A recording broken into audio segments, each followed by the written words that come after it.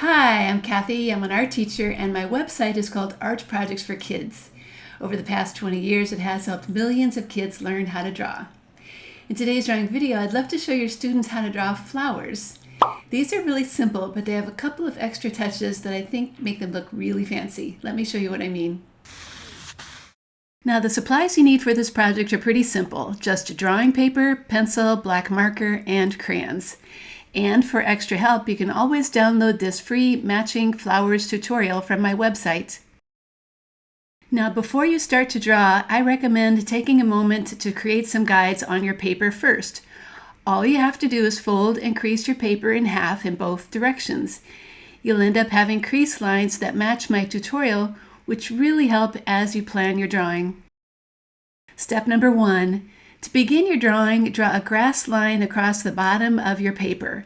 This time, instead of just your usual zigzag lines, try making one with lots of rounded bumps. Big ones, little ones, pointing to the left and to the right.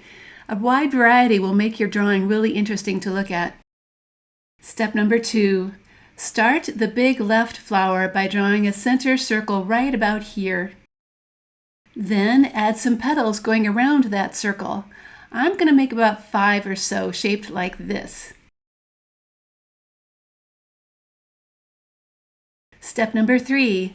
To make this flower extra big and colorful, draw another ring of petals around the first one. They don't have to be spaced perfectly or anything. Just try to fill up the space and make them look kind of balanced.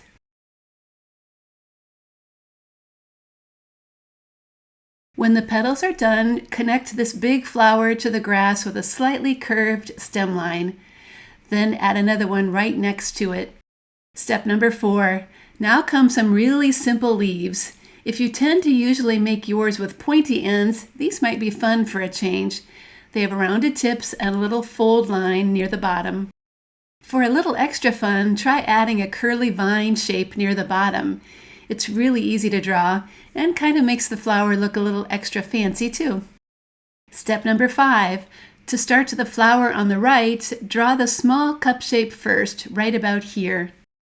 Now this is a side view of the flower, so add about 7 or so petals coming out from that cup. Make them big. The bigger the petals, the more colorful your drawing.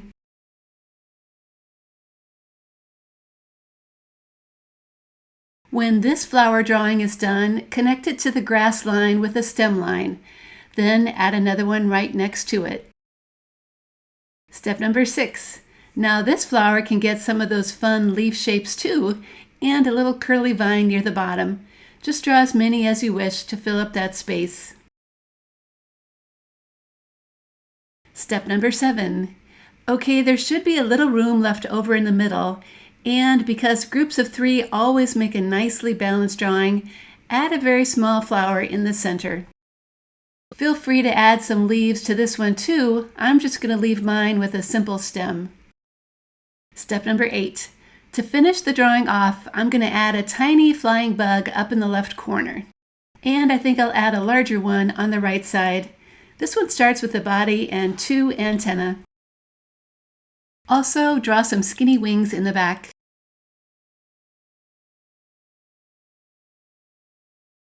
And I decided that the bug looks a little too short, so I'm going to add another section to it. Step number 9. Well, the drawing is all done, so it's time to start tracing all those pencil lines with a black marker. I prefer to use a fine tip black Sharpie, but any marker that makes a good black line will work great. Before you're tempted to jump right in with your crayons, take just a minute to erase any extra pencil lines that might still be showing. It really does make a difference. And now it is time to start coloring. I'm going to begin with a medium green crayon. I think it's going to look great for all those stems and leaves. Then the flowers can get filled in with some nice bright colors. I'm going to start off with this darker shade of orange. You know, the middle of flowers are often yellow, so that's what I'm going to use on mine. Then, for the big flower, I'm going to use 2 similar shades, starting with a lavender for the inside, then a lighter shade of pink for the outside petals. A flower filled with 2 shades instead of 1 makes your drawing just a little more colorful. Now for the grass along the bottom of the paper. This yellow-green adds some bright color and doesn't blend in with the green stems. You do have to press hard with the crayon though to make it really show up. Then feel free to color that insect however you want.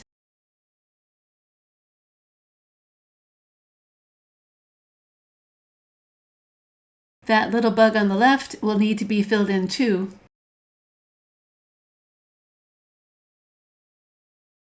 And all that remains is filling in the sky.